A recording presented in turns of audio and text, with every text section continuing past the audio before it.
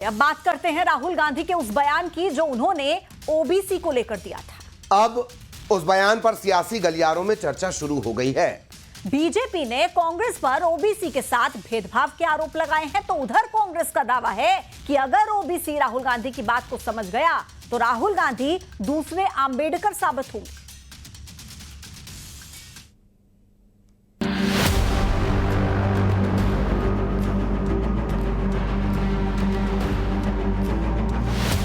चुनावी समय आता है तो जाति की बातें होने लगती हैं।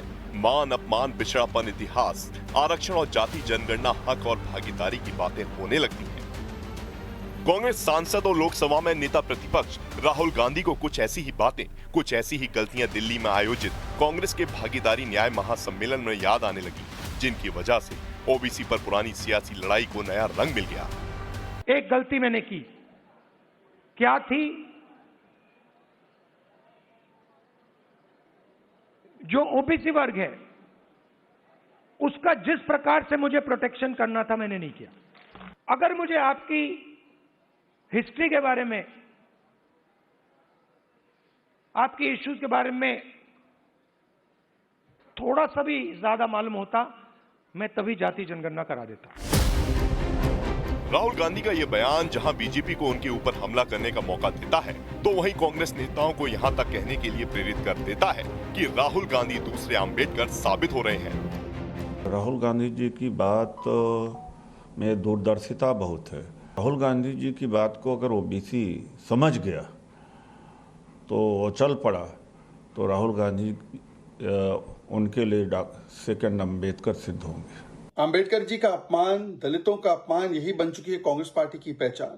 कांग्रेस पार्टी के उदित राज कहते हैं कि राहुल गांधी दूसरे अंबेडकर साबित होंगे। अरे भाई, पहले और ओरिजिनल और एक ही अंबेडकर जो इस देश में हैं, संविधान निर्माता, उनको अपमानित करने का काम किसने किया? किसने भारत रत्न से वंचित रखा? किसने 2 बार चुनाव हराए? किसने उनके संविधान को जम्मू कश्मीर में लागू नहीं होने दिया? किसने उनके विचारों के खिलाफ जाकर मुस्लिम आरक्षण की बात की? अब बात ओबीसी की आई है और जाति जनगणना के साथ ओबीसी की हिस्सेदारी और भागीदारी की आई है, तो एनडीए सरकार के दावे हैं कि उन्होंने कांग्रेस की पिछली सरकारों से ज्यादा काम किया है। तो वहीं कांग्रेस किसी तरह से केंद्र सरकार के जाति जनगणना के फैसले पर सवाल उठाकर अपनी उपस्थिति जताती हुई नजर आती है। जब पूज्य बाबा साहेब आम्बेडकर जी आरक्षण दिए थे, उसकी पुरजोर विरोध नेहरू जी ने किया था। उनकी सुपुत्री, देश की पूर्व प्रधानमंत्री इंदिरा गांधी जी ने भी उसका विरोध किया था। कांग्रेस पार्टी पीढ़ी दर पीढ़ी रिजर्वेशन के खिलाफ है। घोषणा तो बहुत करती है ना मोदी सरकार, ये तो दिक्कत है इनके साथ। वास्तव में अब जनगणना की घोषणा करी है, कब होगा, किस आधार पे होगा और क्या मापदंड होंगे, सिर्फ लोगों की जाति जानने के लिए हम नहीं चाहते हैं। एक कॉलम में ऐड कर दीजिए कि किस जाति का, हमें पता है कौन किस जाति का है। बीएसपी की मायावती तो यहाँ तक कह गई कि अगर कांग्रेस ने शोषित और वंचितों की समस्या को समझा होता तो बीएसपी का जन्म ही नहीं होता। और राहुल गांधी के बयान पर केंद्रीय कृषि मंत्री शिवराज सिंह चौहान ने भी हमला बोला है। उन्होंने कहा कि माफी मांगना राहुल गांधी के भाग्य में लिखा है। राहुल गांधी बहुत देर से समझते हैं। अभी गलती करेंगे तो 10 साल बाद माफी मांगेंगे। कांग्रेस ने ओबीसी के लिए कुछ भी नहीं किया है और अब राहुल ने ओबीसी वर्ग से माफी मांगी है।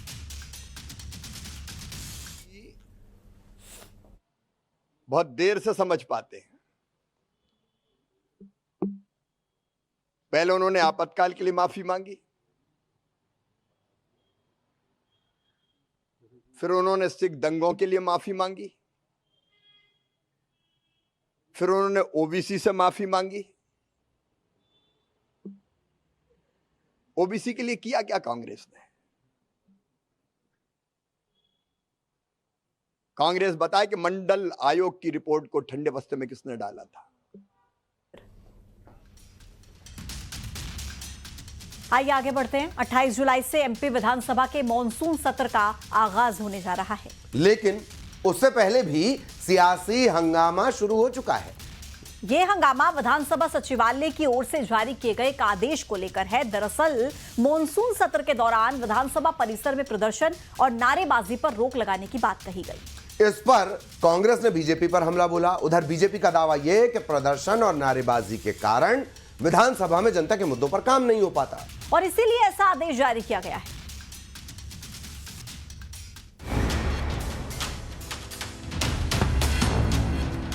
कि नारेबाजी नहीं होगी विधानसभा।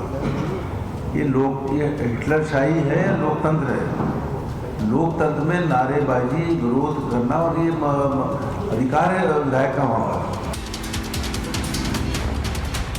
कांग्रेस पार्टी विधानसभा में हंगामा करके प्रदेश की जनता का पैसा और समय बर्बाद करना चाहती है। 28 जुलाई से मध्य प्रदेश विधानसभा का मॉनसून सत्र शुरू हो रहा है, लेकिन सत्र से पहले ही हंगामा शुरू हो गया। दरअसल मॉनसून सत्र से पहले विधानसभा सचिवालय की तरफ से एक गाइडलाइन जारी की गई, जिस पर हंगामा शुरू हो गया है। दरअसल विधानसभा सचिवालय की गाइडलाइन के अनुसार मॉनसून सत्र के दौरान विधानसभा परिसर में नारेबाजी और प्रदर्शन पर रोक रहेगी। सभी मंत्री और विधायकों को पत्र भेजा गया। सुरक्षा कर्मियों के प्रवेश के लिए भी गाइडलाइंस जारी। ड्यूटी में तैनात सुरक्षा कर्मियों के प्रवेश पर भी रोक। विधानसभा की नई व्यवस्था को लेकर अब सियासत भी गर्मा गई है। उपनेता प्रतिपक्ष हेमंत कटारे ने तुगलकी फरमान बताया है। वहीं बीजेपी ने इस पर पलटवार करते हुए कहा है कि विधानसभा का सत्र नियमों के अनुसार ही चलता है। विधानसभा जनता के काम करने के लिए है।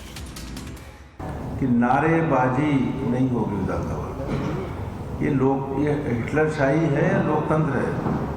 लोकतंत्र में नारेबाजी, विरोध करना और ये अधिकार है विधायक का वहां पर। मैं भी 2 बार विधायक रहा हूँ, लेकिन कभी इस तरह के आदेश किसी भी सरकार के समय पे पारित नहीं हुए। कांग्रेस पार्टी विधानसभा में हंगामा करके प्रदेश की जनता का पैसा और समय बर्बाद करना चाहती है। ऐसे में कांग्रेस पार्टी को ये समझना पड़ेगा कि जो भी नियम है वो कानून संबद्ध है, विधानसभा की नियमावली के अनुसार है और कांग्रेस पार्टी हंगामा छोड़कर विधानसभा में सार्थक चर्चा करे। मध्य प्रदेश में मॉनसून सत्र से पहले ही हंगामा शुरू हो गया, यानी सदन में हंगामा होना तय है। Bureau report, news 18। अगली खबर राजगढ़ से, जहां ब्यावरा तहसील में राशन घोटाले को लेकर जोरदार प्रदर्शन किया गया है। जिला पंचायत अध्यक्ष चंद्र सिंह सोंधिया ने एसडीएम को ज्ञापन सौंपा और इस ज्ञापन में उन्होंने जिले में हो रहे राशन घोटाले की निष्पक्ष जांच की मांग की। सोंधिया का आरोप ये कि जिले में लाखों रुपए का राशन घोटाला हुआ है। इसमें गरीबों को मिलने वाला राशन पूरी तरह से गायब कर दिया गया। चंद्र सिंह सोंधिया ने यह भी कहा कि गरीबों के लिए राशन योजना के तहत मिलने वाला 1 महीने का राशन तो बांटा गया, लेकिन 2 महीने का राशन दुकानों से गायब कर दिया गया। अब इससे हुआ क्या? इससे हुआ ये कि गरीब परिवारों को भारी परेशानी का सामना करना पड़ रहा है। 972 टन राशन गायब कर दिया। जो जून, जुलाई, अगस्त 3 माह का राशन एडवांस दिया था दुकानदारों को, उन्होंने 1-1 महीने का राशन बांट दिया। बाकी 2 महीने का जो उनके पास स्टॉक था, जो मशीन रहती है हर दुकान पर, उस दुकान पर कर्मचारी अधिकारियों ने मिलकर के वो राशन को मूव कर दिया, वहाँ से वो जीरो कर दिया। और अब बात करते हैं दलाल और दलाली। दरअसल मध्य प्रदेश में आंगनबाड़ी में नौकरी लगाने के नाम पर लोगों के साथ ठगी की शिकायतें सामने आई हैं। ये कहना है मंत्री नागर सिंह चौहान का। मंत्री नागर सिंह चौहान इसको लेकर एक वीडियो जारी कर चुके हैं, जिसमें लोगों से सावधान रहने की अपील की गई है। उधर मंत्री के इस तरह से वीडियो जारी करने के बाद